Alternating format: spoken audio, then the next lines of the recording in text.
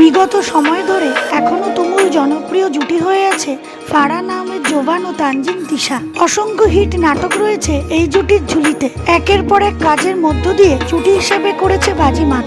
দীর্ঘ সময় ধরে বাংলা নাটকে এক প্রকার রাজ করেছে এই জুটি। দর্শকরা তাদের প্রিয় জোবান তিশা জুটিকে আখ্যায়িত করেছে দিবার নামে। তবে হঠাৎই কোনো এক অজানা কারণে বিগত প্রায় 2 বছর আর কোনো নতুন নাটকে জুটি বাঁধতে দেখা যায়নি জোবান তিশাকে। বন্ধ রেখেছিলেন একসাথে জুটি বেঁধে কাজ করা।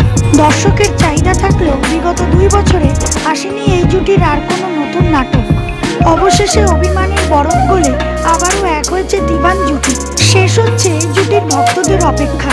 কাপল অফ দ্য ক্যাম্পাস নামক নতুন এক নাটকের মধ্য দিয়ে কামব্যাক করছে জোবান তিশা। নাটকটির শুটিং তারা বেশ কিছুদিন আগে সম্পন্ন করেছেন। ইতিমধ্যেই মুক্তি পেয়েছে নাটকটির কিছু ঝলক। খুব শীঘ্রই নাটকটি সিএমভি ইউটিউব চ্যানেলে মুক্তি দেওয়া হবে।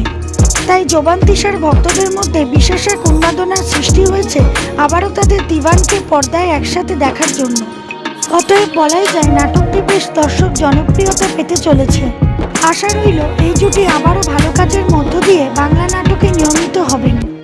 তাদের upcoming couple of the campus নাটকটির জন্য রইল অনেক শুভেচ্ছা।